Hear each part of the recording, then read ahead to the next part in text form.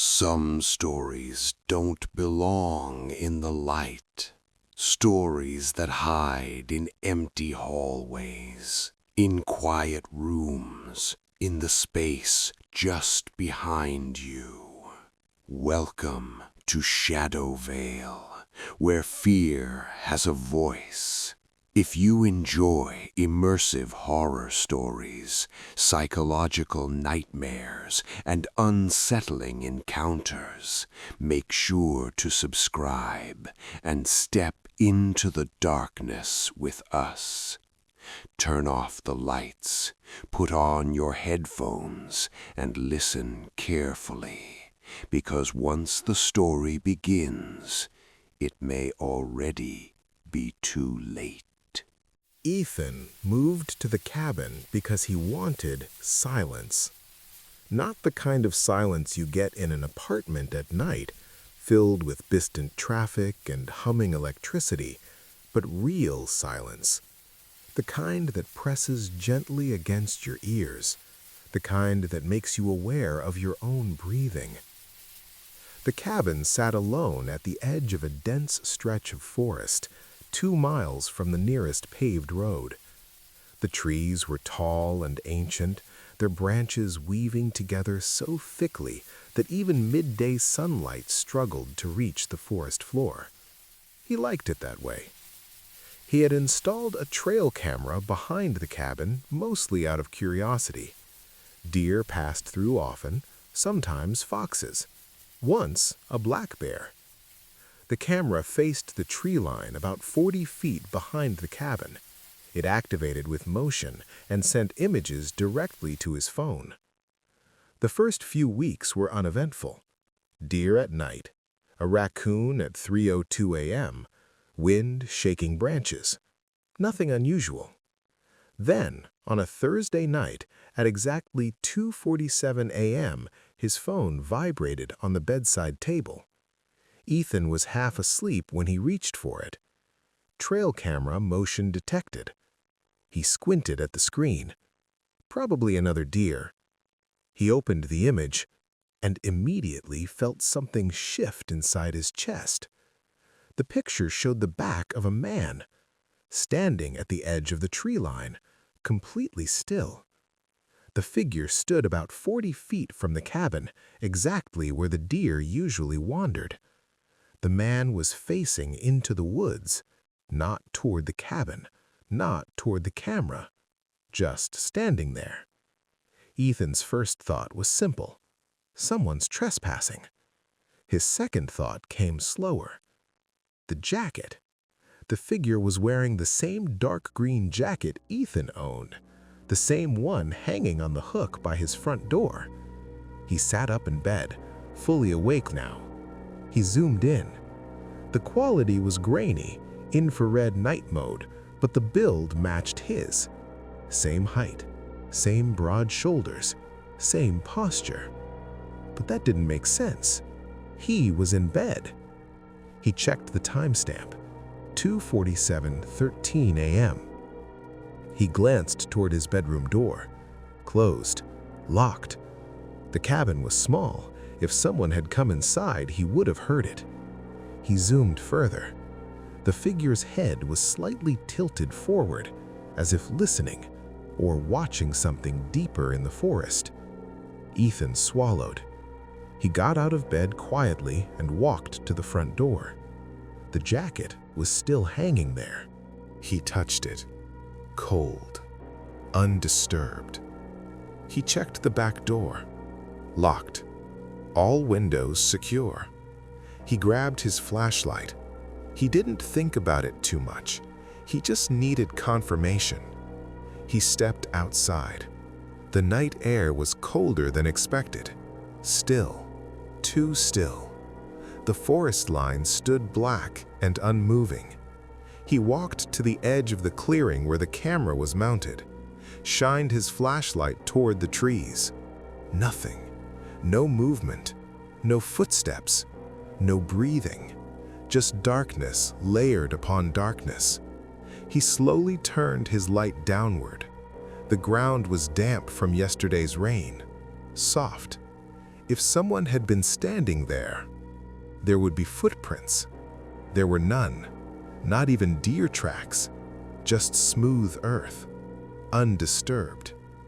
Ethan felt the first real wave of unease then.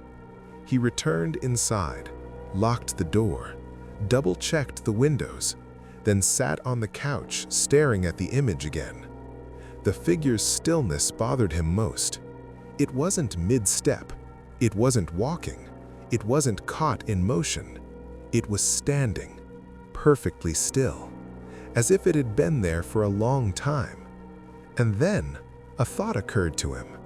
He swiped back to previous nights. Nothing. Swiped further. Nothing. It had appeared for the first time tonight, and only for that single frame. No follow-up images, no sequence, just one photo at 2:47 a.m. He zoomed in one more time. His breath caught.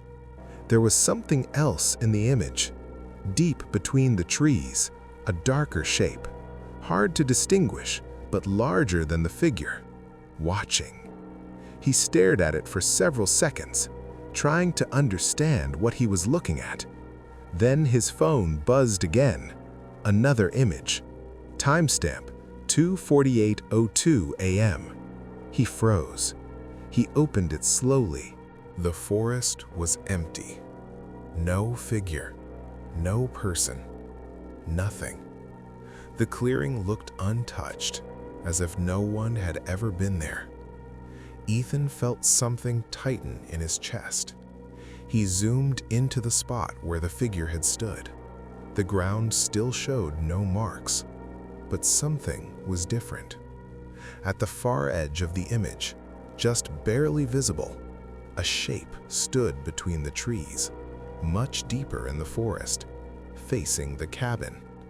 Too tall, too thin, and definitely not him. He stared at the image until his eyes watered. Then, he heard something from behind the cabin. Not loud, not a branch snapping, not an animal, just a slow exhale. Close, very close. Ethan turned toward the back wall. The trail camera was mounted just outside, 40 feet from the tree line, 40 feet from where the figure had stood.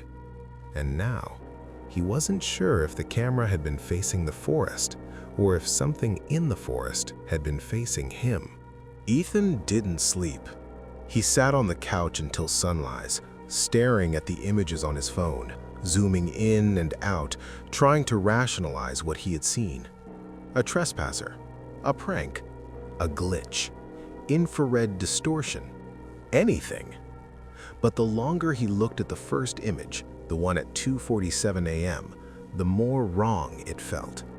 It wasn't just the jacket, it wasn't just the posture, it was the stillness.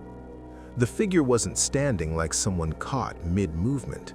It stood like it had been placed there, deliberately. The next night, Ethan prepared. He mounted a second camera on the side of the cabin, angled differently. If someone was walking through his clearing, he would see them from two perspectives. He locked every door, checked every window, and waited. 2:30 a.m. Nothing. 2:40 a.m. Still nothing. At 2:46 a.m., his phone was already in his hand. 2:47 a.m. The phone vibrated. Trail camera motion detected. He felt his stomach drop. He didn't open the image immediately. He forced himself to breathe first. Then he tapped it. The figure was back, standing in the clearing, but closer, much closer. Not at the tree line this time, halfway between the forest and the cabin, maybe 20 feet away. Still facing the trees, still unmoving, still wearing his jacket. Ethan's pulse pounded in his ears. He zoomed in. The head was tilted slightly more this time, as if listening more carefully. He immediately opened the second camera feed. Nothing. The side camera showed an empty yard. The angle was different, but the clearing should have been visible. The figure wasn't there. His throat tightened. He switched back to the first camera image. The figure remained, perfectly centered. He checked the timestamp, 2:47:06 a.m. Then another vibration, another image, 2:47:13 a.m. The figure had moved. Not walked, not stepped, moved. Now it stood only 10 feet from the cabin, facing the forest still, but closer than it should have been able to get in 7 seconds without being captured in motion. There were no in-between frames, no walking sequence, just distance erased. Ethan felt cold. He looked at the side camera again. Still empty. The clearing looked untouched. No person, no movement. The first camera showed the figure inches from the back porch now, its back almost filling the frame, the fabric of the jacket visible in detail. It was definitely his. He stood up slowly. The back wall of the cabin felt thinner suddenly. 10 feet. That was nothing. He could cover that in seconds. He grabbed his flashlight again, but he didn't move toward the door. He waited. Another vibration, 2:47:19 a.m. He opened the image. The frame was empty, the clearing deserted. No figure, no movement. Just the cabin's back wall visible in the corner of the shot. He stared at it. The camera angle looked slightly different, subtly, as if it had shifted. Ethan's breathing became shallow. He slowly walked toward the back door, placed his ear against it. Silence. Then, a faint scraping sound from the outside wall. Not loud, not forceful, just slow, dragging. He stepped back. The sound stopped.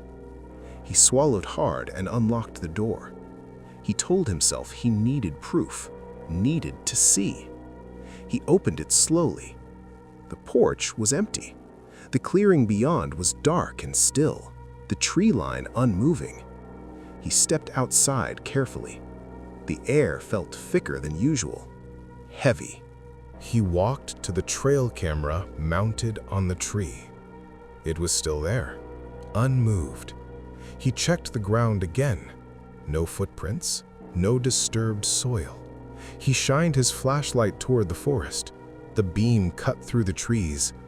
Nothing moved. Then his phone vibrated again. He flinched. Another image. Timestamp 2:48:02 a.m. But he was standing in the clearing, right now. He opened it. The image showed him, standing by the camera, flashlight raised, looking into the woods. He slowly turned around. The cabin stood behind him, dark, silent, the porch light off. He hadn't turned it off. His chest tightened. He looked back at the image. He zoomed in.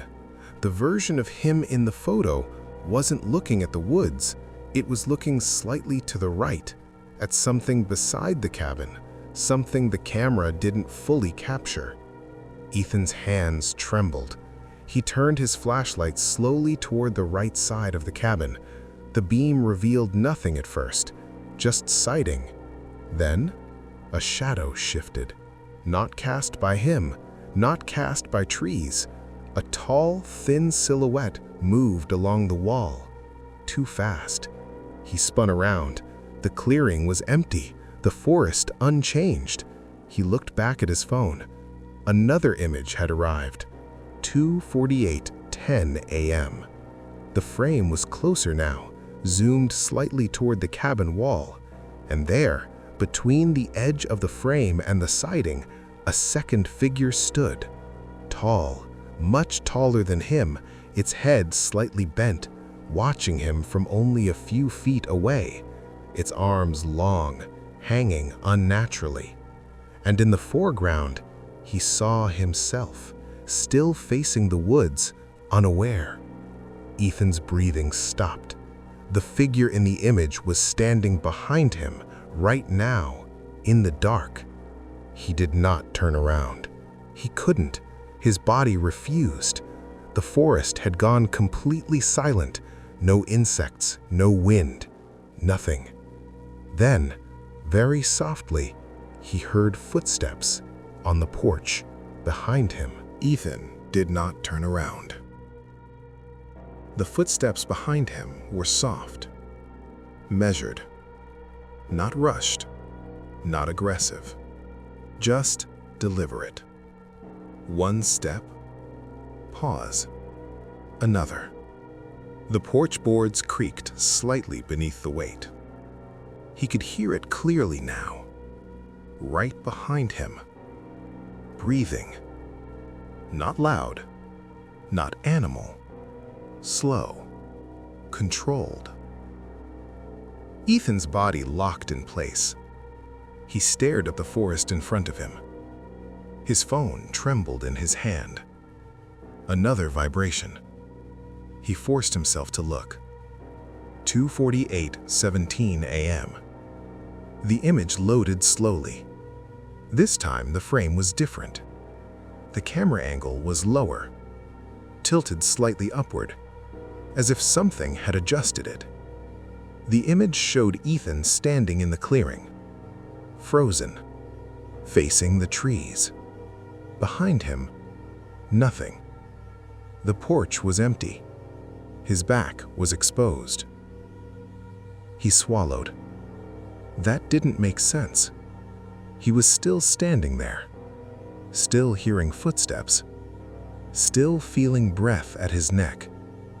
Another vibration. 2:48:21 a.m. He opened it. The image zoomed further into the forest, beyond where the original figure had first stood, beyond the tree line, into the darkness. And now he saw it clearly. The thing the figure had been facing. The trees were not empty. They were filled. Dozens of shapes stood between them. Tall, thin, motionless, all facing the cabin, all facing him. Identical silhouettes, too narrow, too long, their heads tilted slightly downward, as if observing, waiting.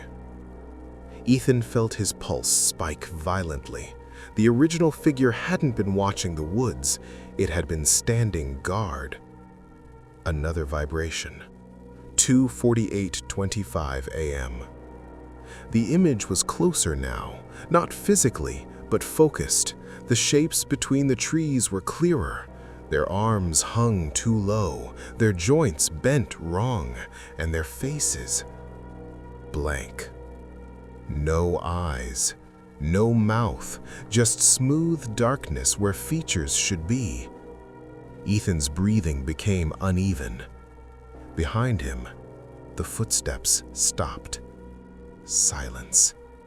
He could feel something inches from his back. He forced himself to whisper, "What do you want?" No answer, but his phone vibrated again. 2:48:30 a.m. The frame had changed. Now the camera faced the cabin. The lens was pointed toward him, but he hadn't moved it. The image showed him standing there, and behind him, the tall figure from the previous photo, closer than before, its head nearly level with his, its arm slowly lifting, not to attack, but to point toward the forest. Ethan felt the air grow heavier. He slowly turned his head, just slightly, enough to see the edge of his shoulder, enough to confirm. Something stood behind him.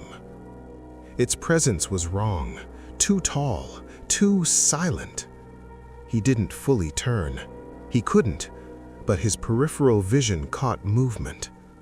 The arm, long, unnaturally thin, pointing past him, into the trees. Another vibration. 2:48:34 a.m. The image now showed the forest advancing. The shapes between the trees were closer. not walking, not stepping, just nearer. The space between them and the clearing had shortened without motion. Ethan's heart pounded violently. The figure behind him leaned closer, and for the first time, it spoke. Its voice was dry, flat, not human. "They are not here for you." Ethan's throat tightened. "Then why are you here?" he whispered. The figure paused. "They are here for this." Another vibration. 2:48:39 a.m. The image zoomed toward the cabin, toward the roof, and Ethan understood. The forest wasn't advancing toward him. It was advancing toward the cabin, the land, the structure, the place itself. The first figure had been positioned between the woods and the cabin, not facing him, facing them, guarding something or delaying something.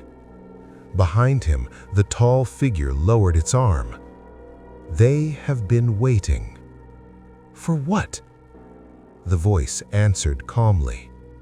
"For you to look." Ethan felt something shift in the trees. Not movement, not footsteps, a change in depth.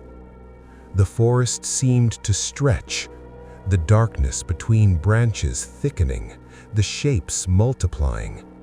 His phone vibrated continuously now, image after image loading. The clearing filled, the tree line gone, replaced by standing figures. Hundreds, all facing forward, all identical, all watching. Then, one image loaded differently. 2:49:02 a.m. The camera no longer faced the forest. It faced Ethan, but from inside the woods, as if one of them were holding it. The frame showed him standing frozen in the clearing, the tall figure behind him, and beyond them, the cabin, warping.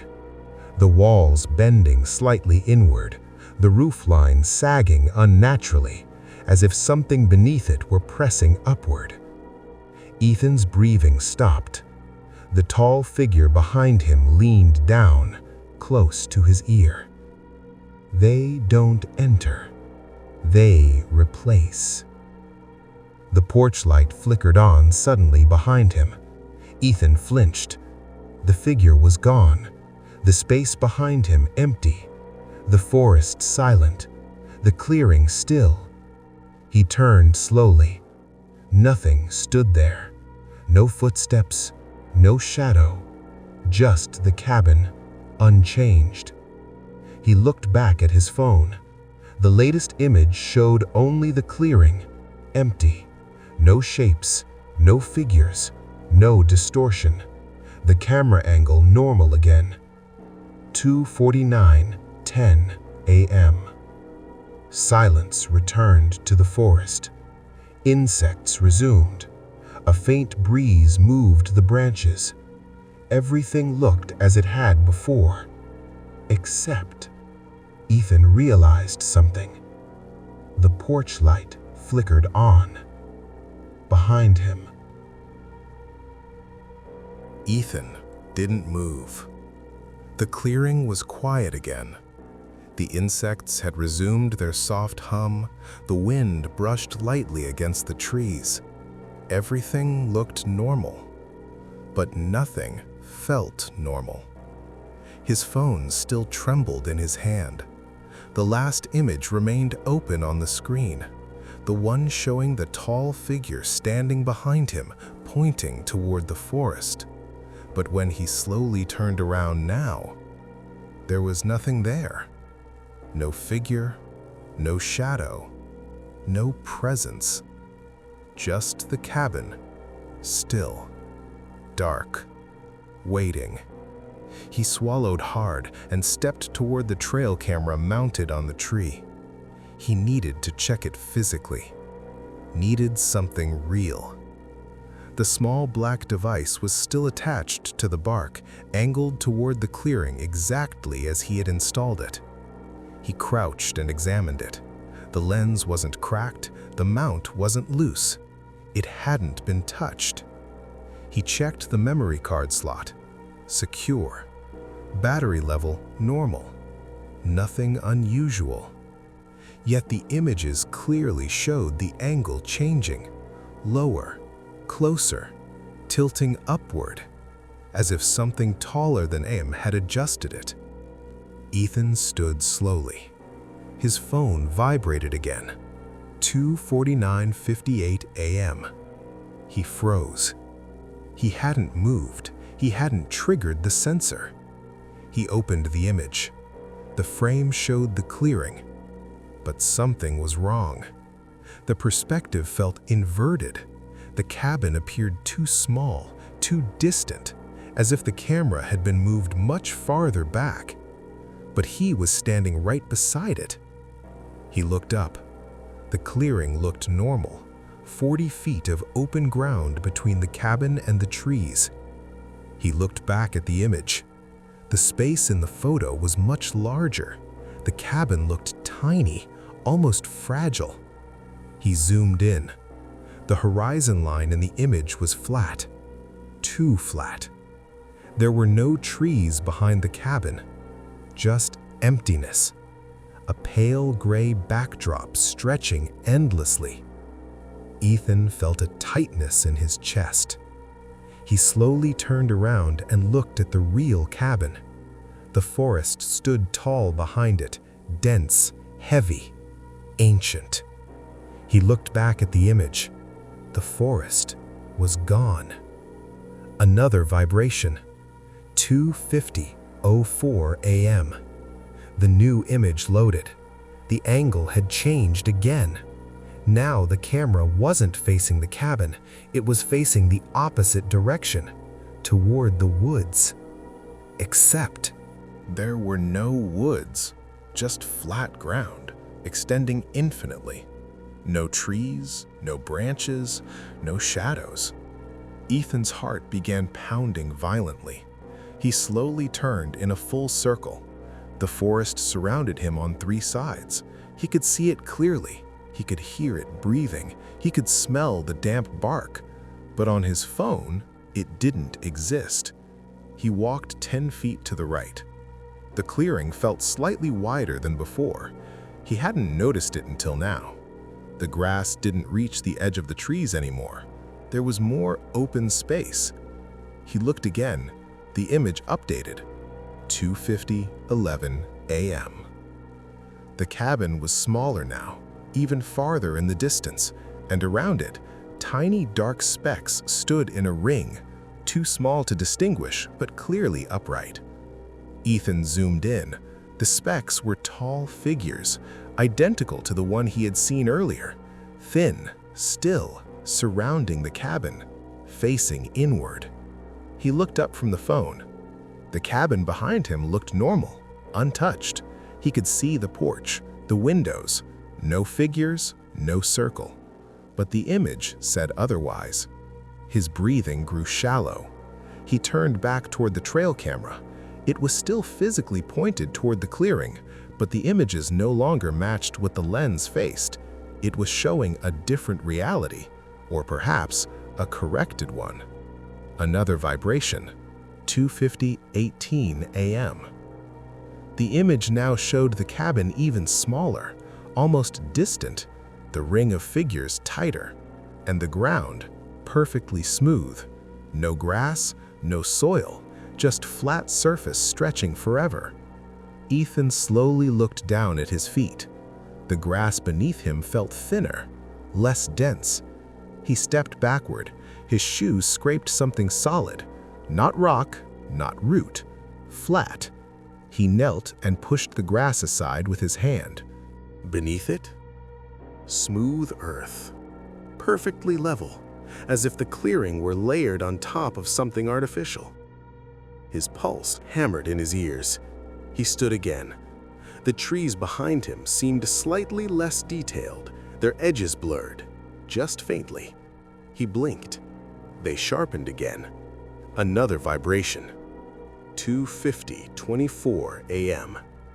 The image showed the forest gone entirely, the cabin alone in the field, the circle of tall figures complete, and at the center, inside the doorway, someone stood, watching the ring, watching them. It wasn't facing the camera, it wasn't facing the field, it was facing the figures. Ethan zoomed in. The version of him in the doorway was him, but slightly wrong. The posture too relaxed, the shoulders too straight, and the head tilted at the exact same angle as the tall figures. He slowly raised his eyes from the screen. The real cabin door was open. He had sure he had closed it. A cold wave passed through his body. He had not heard it open, he had not seen it move, yet it now stood ajar, black interior visible, waiting. Another vibration, 2:50:31 a.m. The image zoomed closer. The version of him in the doorway slowly turned its head toward the camera, toward him. And even though the image was grainy, he could see the smile. Not wide, not exaggerated, just subtle, as if it knew something he didn't. Ethan's hands began to shake. He looked up from the phone and realized something that made his stomach drop. The forest behind the cabin looked thinner. The tree line had shifted, only by a few feet, but closer to the edge of the clearing, as if the space itself were being adjusted, recalculated, corrected. He turned slowly. The trees behind him flickered just for a fraction of a second, like a projection stabilizing, and in that flicker, he saw nothing behind them. No depth, no sky, just black. The trees flickered again. Not wind, not shadow. A brief stutter, like a skipped frame in a film. Ethan staggered backward. The air felt thinner now, colder. He stared at the tree line behind the cabin. The branches trembled slightly, not swaying, but phasing. For a fraction of a second, the forest peeled away, and behind it, there was nothing. No sky, no depth, just flat blackness. Not darkness, absence.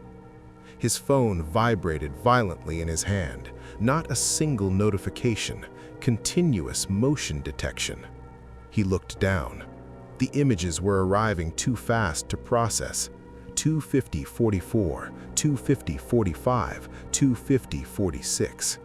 Each frame showed the clearing expanding, the cabin shrinking, the ring of tall figures tightening. He scrolled. In every image, the trees were gone. The clearing had no edge. It stretched infinitely. And the figures? There were more of them now. Not dozens, hundreds, perfectly spaced, facing inward, toward the cabin. Ethan lifted his head slowly. The real world around him felt unstable. The grass beneath his shoes had thinned further. He scraped it aside again. Smooth surface underneath. Uniform. Cold, like poured concrete stretching endlessly. His breathing became uneven. He turned toward the forest, and this time, it didn't flicker. It tore. The tree line split down the middle, not physically, visually, like fabric ripping. The branches folded inward, flattened, and then they dropped. The entire forest collapsed backward, like a stage backdrop being lowered. The illusion vanished. Ethan stood in a vast, empty plain, flat ground in every direction. No stars, no sky, just a dim gray horizon fading into nothing. His cabin sat alone in the distance, small, isolated, and around it, the circle of tall figures stood motionless. But now he could see them clearly. They were not solid. Their bodies shimmered faintly, like heat distortion. their limbs slightly too long, their torsos too narrow, and their heads smooth, featureless, but tilted slightly toward him, as if they had been waiting for him to notice. The phone vibrated again. He looked down. The newest image was different. It wasn't from the trail camera.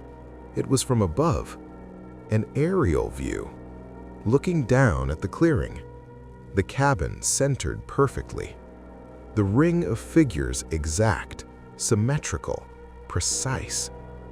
And then he noticed there were multiple cabins, not just his. Dozens spread evenly across the empty plain, each surrounded by its own ring of tall figures, each with a faint projection of forest around it, each illusion thinning, failing. He zoomed in on one cabin near the edge. The forest projection around it flickered violently, then disappeared completely. The cabin sat alone. Its door opened, and something stepped out. Something smaller, human-shaped, wearing familiar clothes. It walked into the ring of figures and joined them. Ethan's stomach twisted. His chest tightened painfully. Another image loaded. 2:51:12 a.m. His own cabin, closer now. The projection around it fading. The trees no longer visible at all, just open space. The ring of figures turned their heads slowly, in unison, toward him. Not the cabin, him. He wasn't supposed to see this. He understood now. The projection wasn't failing. It was being removed because he had looked too closely. The tall figure from before stood beside him suddenly. No footsteps, no approach, just present, closer than ever. Its body elongated subtly, its shadows stretching across the flat ground. "They were not guarding you," it said calmly. Ethan's throat was dry. Then what were they doing? The figure's head tilted. "Containing you." The ground trembled faintly beneath his feet. The ring around the cabin began to move, not walking, sliding, gliding inward, closing the circle. The cabin door creaked open slowly. The version of him stepped out, smiling, watching. The tall figure beside Ethan leaned closer. "You are not outside," it whispered. Ethan's pulse pounded violently. He looked at the empty plain around him. The endless horizon, the cabins, the rings, the collapsing projections. "What is this?" he whispered. The tall figure answered simply, "Correction." Correction. The word lingered in the empty air long after the tall figure said it. Ethan stared at the endless flat horizon, the cabins, the rings, the projections collapsing one by one in the distance. He began to notice something he hadn't before. The cabins were evenly spaced, perfectly measured apart, not randomly placed, not scattered, organized, as if arranged on a grid. Each one surrounded by its own circle of tall figures, each one once wrapped in its own forest illusion, each illusion now failing. Ethan looked back at his cabin. The projection was completely gone. No trees, no sky, just structure and flat ground. The version of him still stood in the doorway, smiling faintly, waiting. The tall figure beside Ethan spoke again. "You noticed." Ethan didn't respond. His breathing had slowed, not calm, just resigned. "What are they?" he asked quietly. The tall figure's body shimmered slightly. "Remnants." "Of what?" The figure paused. "Of those who stayed." Ethan's mind struggled to follow. The aerial image still burned in his memory. Cabins, rings, copies stepping out to join the circle. "Stayed where?" he asked. The tall figure slowly raised its arm and gestured toward the horizon. The empty plain. The surface. Ethan felt something tighten in his chest. Surface of what? The tall figure did not answer immediately. Instead, his phone vibrated once more. He looked down. A final image. The camera view was different again. Not from the trail cam, not from above. It was from far beyond the grid. From a distance so great the cabins looked like faint dots. The entire plain was visible, a massive flat expanse stretching endlessly. And beneath it, faint lines, like seams, as if the ground were a layer laid over something deeper. He zoomed in. The seams pulsed faintly, and beneath the thin surface, shadows moved, slow, massive, unimaginably large. His breath caught in his throat. The tall figure leaned closer. "You were not meant to look past the boundary." Ethan's voice was barely audible. What boundary? The trees. Understanding began to form. The forest had never been natural. It had been a perimeter, a limit, a visual wall preventing the illusion from breaking. "You built this," Ethan whispered. The tall figure tilted its head. "No." "Then who did?" "Those who remained." Ethan looked again at the rings of tall figures. They weren't guards. They weren't invaders. They were former occupants, former inhabitants of cabins like his. People who had looked too closely. People who had stepped beyond the tree line.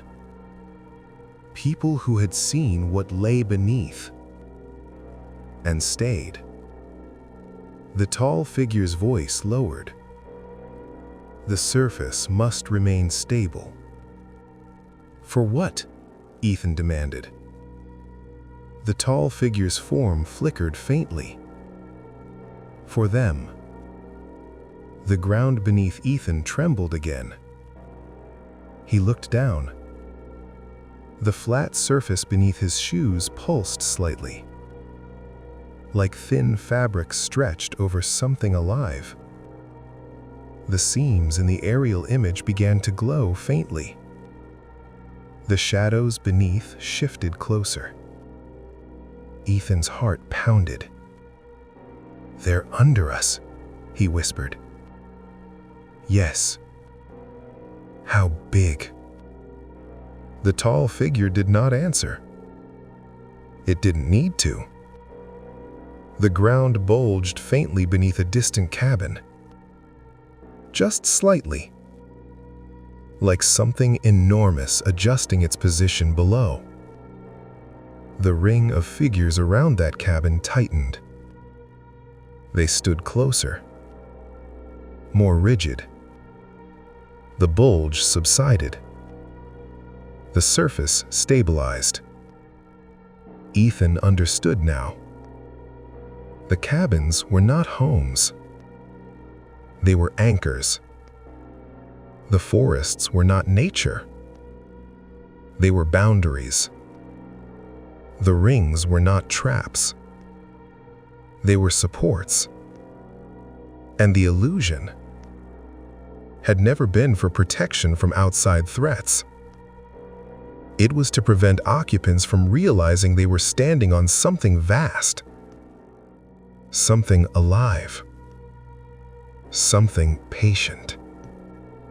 The tall figure beside him shifted. "You have reached awareness." Ethan's throat was dry. "What happens now?" The figure looked toward the cabin, toward the version of him waiting in the doorway. "You choose."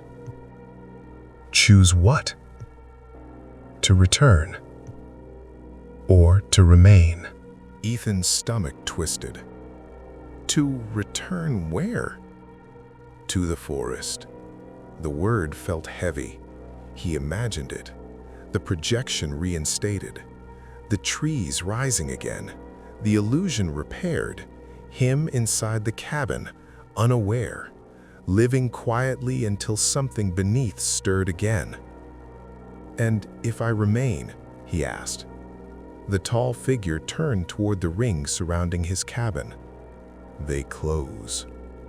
The ring began to move inward, slow, precise, closing the distance to the cabin door, to the copy, to him. Ethan looked at the horizon. The seams in the surface glowed brighter now, the shadows beneath pressing upward, the anchors straining. He finally understood the real horror.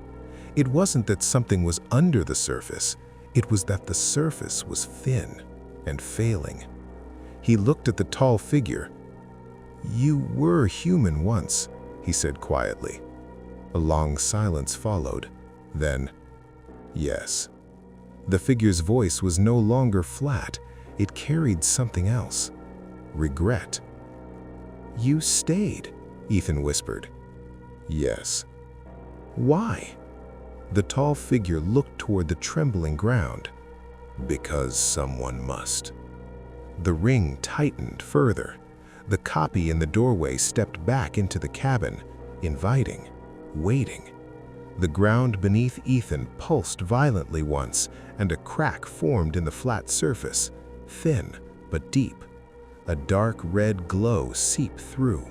The shadows beneath shifted closer, hungry, ancient. The tall figure's voice dropped to a whisper. "They are waking." The crack in the ground widened. A thin red glow pulsed from beneath the surface like the slow beat of a buried heart. Ethan staggered backward.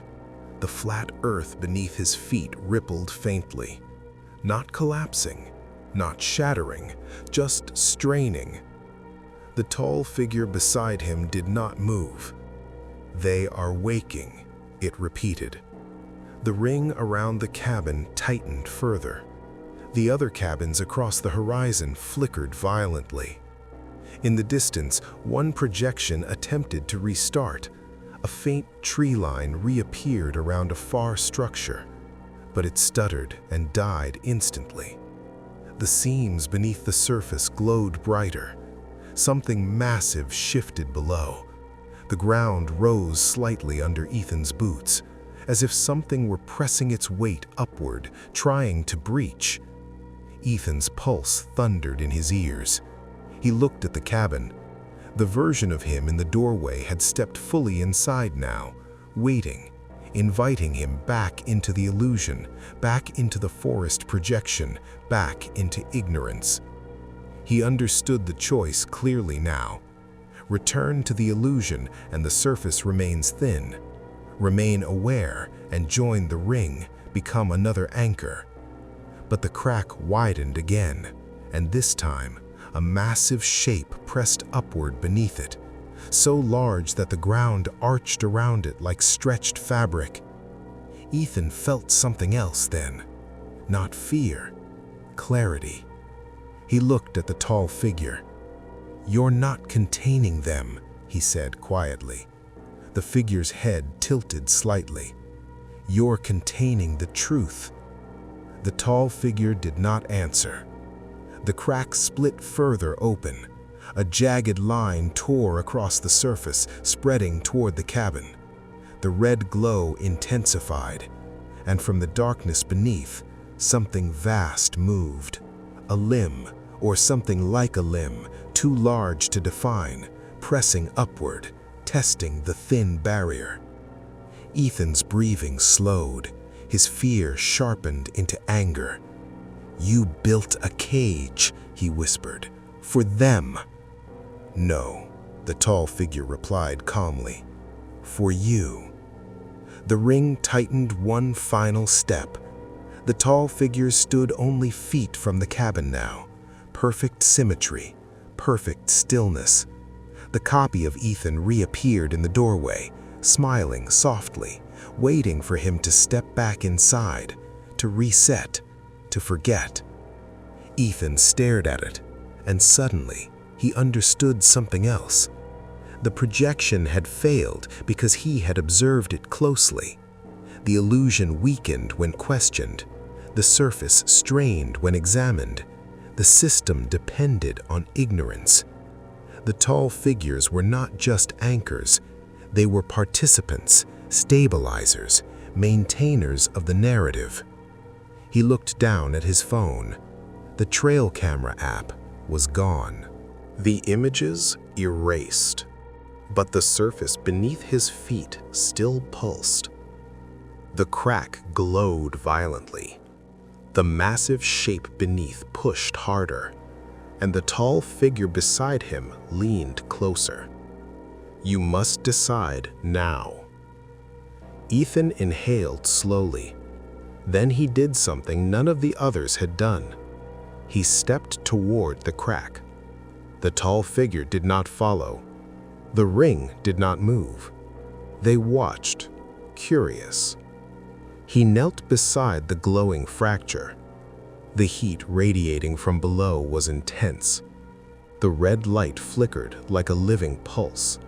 He reached down and placed his hand flat against the seam. Pain surged through him instantly. Not burning, not cutting, but overwhelming pressure, as if his mind were being pressed outward. Images flooded his vision.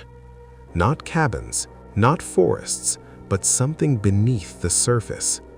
A colossal organism, layered, endless, its body forming the plane, its breath creating the tremors, its skin stretched thin beneath the illusion. It was not evil, it was not hungry, it was aware, and it was being suppressed. Ethan understood. The cabins were anchors not to contain it, but to prevent it from fully waking. The projections were blindfolds. The rings were wardens. The illusion was imprisonment. The tall figure's voice echoed behind him. Do not. Ethan pressed harder. The surface trembled violently. The crack widened further. The red glow intensified. The massive shape beneath surged upward, and this time it did not stop. The surface split, not shattered, opened like an eyelid. The flat plane peeled back in a slow, terrible motion. The illusion collapsed completely. The remaining projections vanished. The cabins dissolved into dust. The tall figures staggered, their forms destabilizing, flickering violently. The ring broke. Their bodies fractured into thin strands of light. The vast shape beneath rose, not into the sky, but into perception. The empty gray horizon shattered into depth, real depth. Endless. Stars flooded into existence above. True sky, true space. The organism beneath did not rise to destroy. It expanded, stretching, awakening. The tall figures collapsed entirely, their forms unraveling like torn fabric. The copy in the doorway screamed silently and dissolved. Ethan stood at the center of the rupture, the flat world gone, the grid erased, the illusion dismantled. The ground beneath him was no longer surface, it was terrain, real terrain, uneven, alive, breathing. The colossal being beneath did not crush him, did not consume him. It simply opened its awareness, and the horizon extended infinitely in all directions. Free. The red glow faded, replaced by starlight. Silence fell. Not artificial silence, natural silence. Wind, distance, space. Ethan stood alone in an open expanse. No cabins, no rings, no projections, no boundaries. He looked down at his hands. They were steady. He looked up. The sky was vast and real. The surface was no longer thin because it was no longer false. He had not joined the ring. He had not returned to ignorance. He had broken the correction. Far in the distance, something enormous shifted gently beneath the earth, not restrained, not imprisoned, awake, but calm. Ethan exhaled slowly. For the first time, the world felt honest. And somewhere, in places where other cabins once stood, the illusions were gone.